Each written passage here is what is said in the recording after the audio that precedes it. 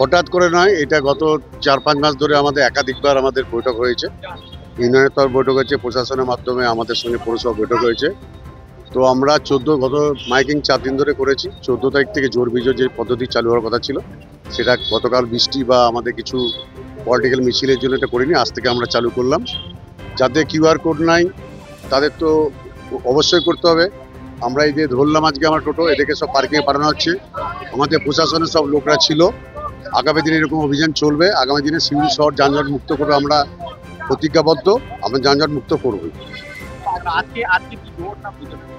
আমাদের সকাল 6টা টু 2টো হচ্ছে জোট, 2টোর থেকে রাত 10টা হোক 11টার পিছনে, যেটা আমরা মাইকিং করেছিলাম। আজকে আমাদের প্রথম পর্যায়ে অভিযান, আগামী দিনে এরকম অভিযান চলবে।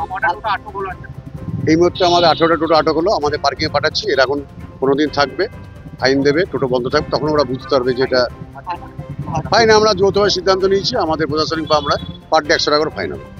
ঠিক আছে, হ্যাঁ।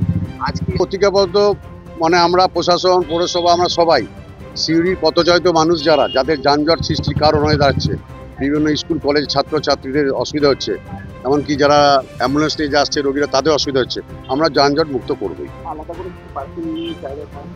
পার্কিং না, এটা এখনো ফাইন পার্কিং হলো, আগামী দিনে আরো অভিযান চলবে। ঠিক আছে, নির্দিষ্ট টোটোর ভাড়া হ্যাঁ, এইটা নিয়ে আমাদের একটা কাছে কমপ্লেন এসছে। এসডি সাহেবের আমাদের মিটিং হয়েছে।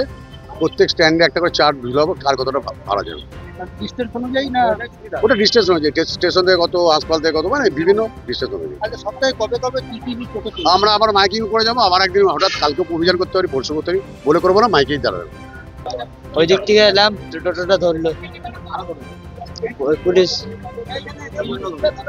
জানি না কি জন্য ধরলো। না না, জানতাম না। আচ্ছা, আমি হাসপাতাল থেকে আসছি। কি করলো? টোটোটা ভিতরে ঢুকে গেছে। কদিন থাকবে? না, কিছু বলেনি। কেন ধরা হলো বলতে আমি কিছুই জানি না। আমার বাড়ি হচ্ছে আমোদপুর, আমি পেশেন্ট নিয়ে এসেছি।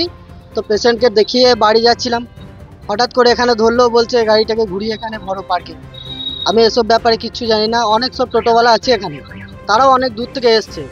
এইসব কথাবার্তাগুলো যদি আগে আমাদেরকে জানায়, তাহলে আমরা এখানে টোটো আনার আগে ওখানে কোনো পারমিশন বা কোনো কিছু নিয়ে, যাই হোক একটা ব্যবস্থা নিয়ে আমরা গাড়ি ঢুকাতাম। এইসব ব্যাপার আমাদের